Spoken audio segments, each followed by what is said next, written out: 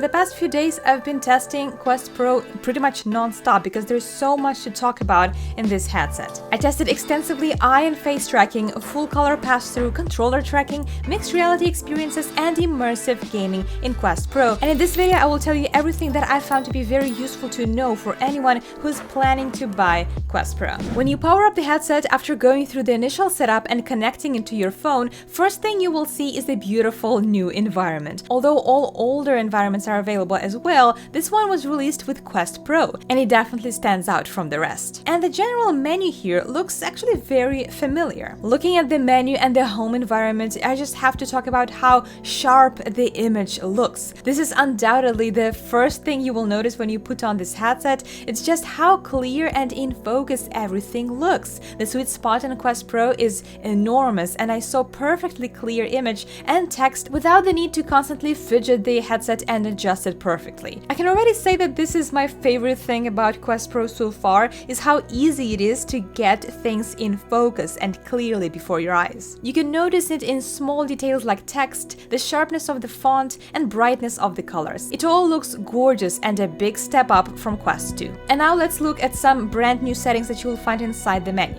First, you will find the Fit Adjustment setting in the display menu. This will help you set up the correct position of Quest Pro on your head, adjust the depth wheel on the top, and even set up the correct IPD. The IPD adjustment is mechanical, so you need to move the lenses with your hands, but when you set it in the right position, the headset will notify you, which is great because now you don't have to worry about setting it up incorrectly.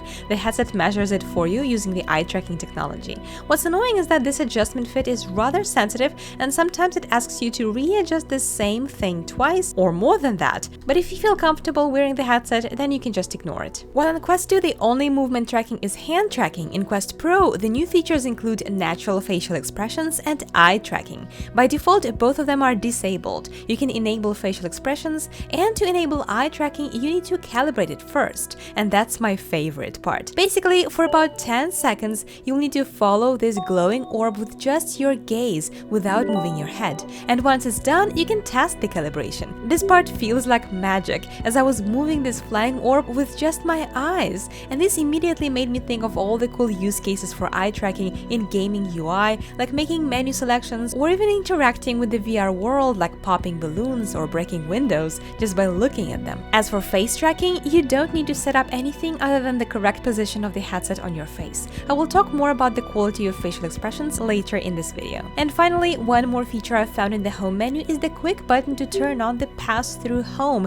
instead of your virtual environment. And this leads to the first main topic of this video, pass-through. The full-color stereoscopic pass-through is definitely an improvement compared to the black and white, rather flat-looking Quest 2 pass-through, but it is not as perfect as you might expect from a headset that was designed and promoted to be mixed reality first. You would expect to maybe see a one-to-one image in pass-through compared to the real world, but it's not exactly the case. The image looks rather grainy and the colors look somewhat faded, and the low resolution still makes it hard to read text on your phone unless you put it very close to your face. You can still see some distortions, mostly when you extend your arm and move it around in front of you. If you don't move anything in front of you, everything seems pretty clear then, except for some distortions at the edges. So the scale of the pass-through is not one-to-one to the real environment, but again an improvement from Quest 2. You can see how much my hands are bigger here compared to the actual size of my hands shown in the outline. It's not bad, but not nearly perfect. I think many of us expected photographic clarity from this headset, but sadly this is not the case here. But still, the stereoscopic view is pretty good. It definitely feels more three-dimensional than the 2D looking flat pass-through in Quest 2. This allows better mixed reality experiences. For example, while playing an app called Piano Vision, I love testing VR pass-through on this specific app because here precision is very important. You have to hit the correct keys as these 3D blocks are falling on top of the keys of your real keyboard. So a seamless mix of your reality and virtual reality are very important. In Quest 2 it was a rather difficult test because there would be much more distortions and the whole screen looked rather 2D, so hitting the right keys at times felt almost like a guessing game. But in Quest Pro, because the real world displayed here looked a lot more real and three-dimensional, intentional, I was much more confident in the keys that I was pressing, and I was playing better. One strange thing that I've noticed about the pass-through is that sometimes when I was in the pass-through mode inside the game,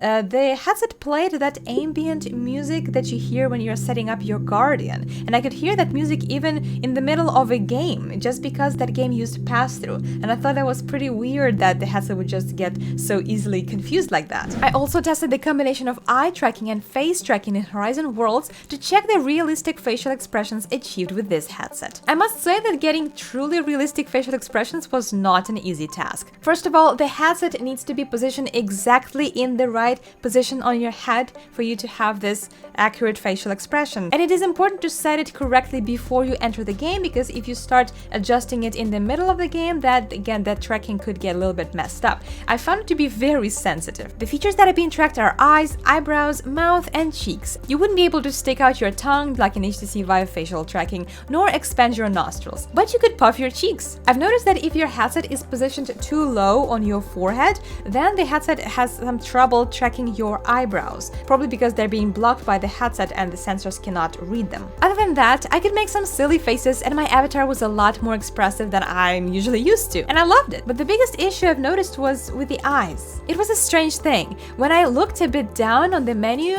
most of the time the eyes of my avatar would appear almost closed. They would open fully only if I looked straight ahead of me. It also seemed like one of my eyes was just slightly more open than the other, and overall I can't say that those expressions were really natural. Interestingly, when I've tested this feature with Nathy, I barely noticed the movement of his pupils at all, even though he had calibrated his eye tracking right before jumping in. I really hope that these issues can be solved by some software updates that can either make the face tracking sensitivity higher or lower, or better even give users the ability to adjust the sensitivity of their facial tracking. And now let's talk about the controllers. While testing, I really enjoyed using these controllers. They felt really nice, and the improved tracking is an awesome benefit. The ability to put your controllers completely behind your back and them still being tracked is pretty amazing. And playing Beat Saber with them is simply an awesome experience. The haptic feedback in the form of slight vibrations felt extremely fine-tuned and more elaborate than the rumbling of Quest 2 controllers. And of course, the form factors is the best that I could ever ask for. It feels great to not have this large tracking ring anymore, and overall I really enjoyed this slim design.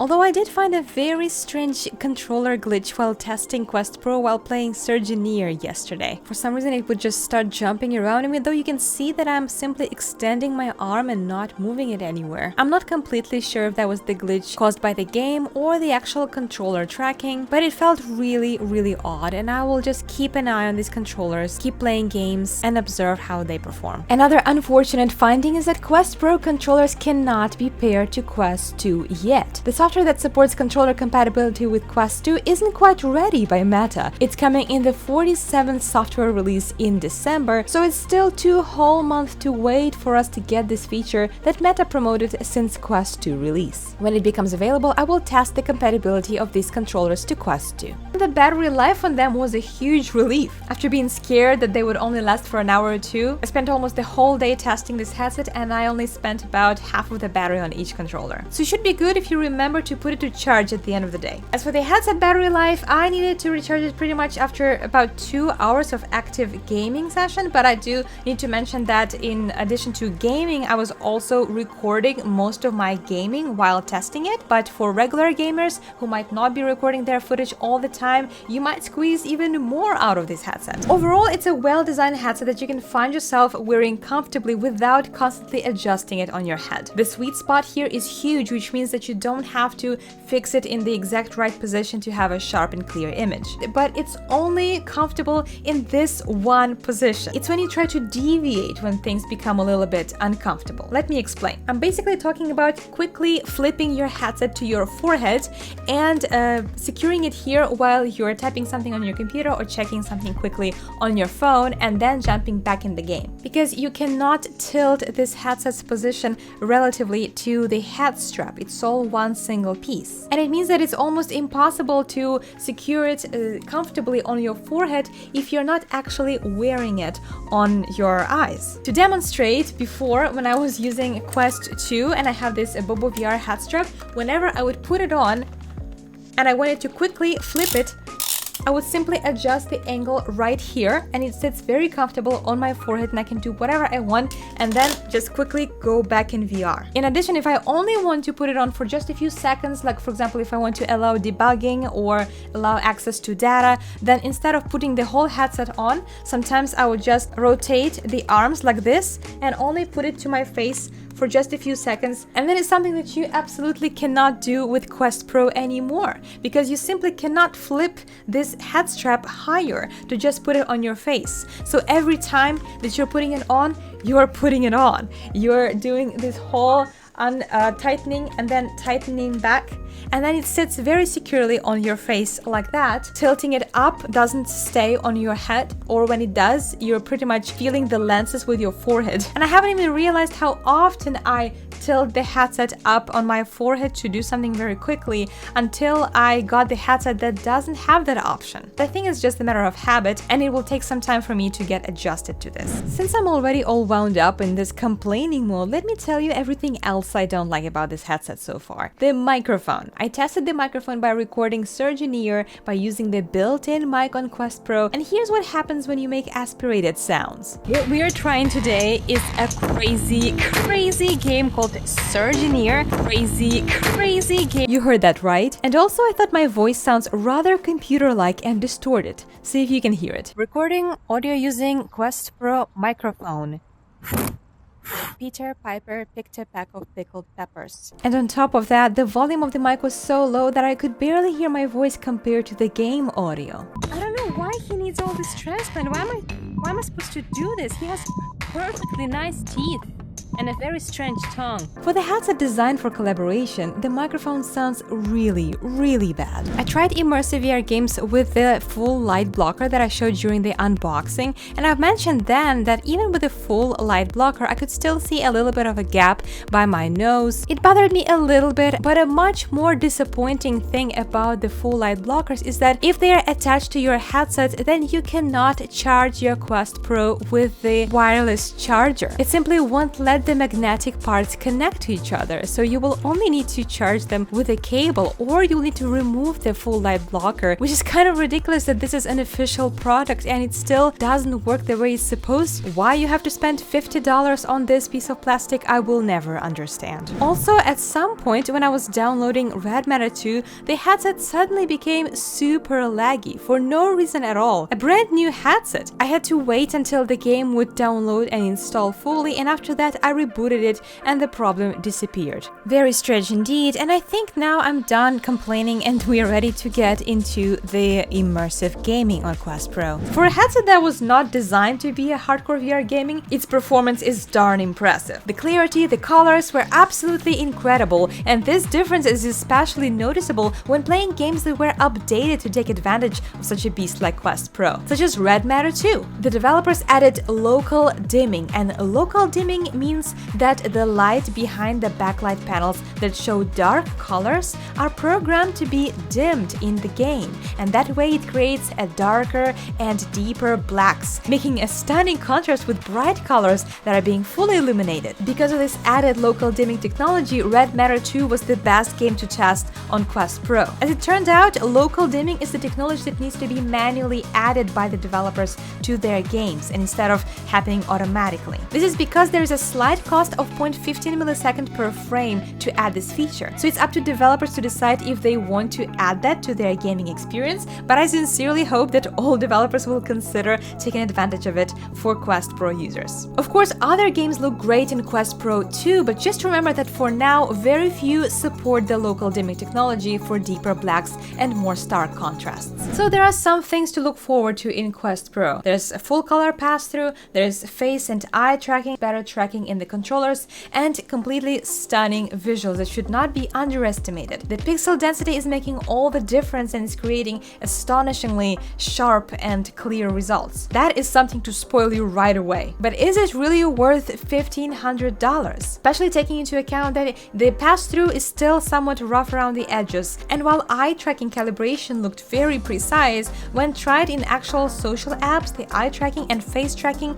seem to work kind of like a hit hit or miss. And some other unpleasant surprises included bad microphone, some tracking issues, a bit of a lag, and the light blocker problem. Except for the visuals, it just doesn't feel like a completely polished device that would cost $1,500. Meta will be releasing more software updates to improve the software on the headset, simply because this is exactly what we saw on Quest 2. We got updates after updates after updates, and right now Quest 2 is a completely different headset than we were buying 2 years ago. And I can only imagine that the same story will be with Quest Pro. What we see now seems just a little bit rough, but there is a chance that it's going to be improved dramatically in the coming months. I will be testing more mixed reality experiences. There are many apps that were updated specifically for Quest Pro or that were released with the release of Quest Pro that I'm going to check out very soon. Make sure to subscribe to Disco VR so that you don't miss all this awesome content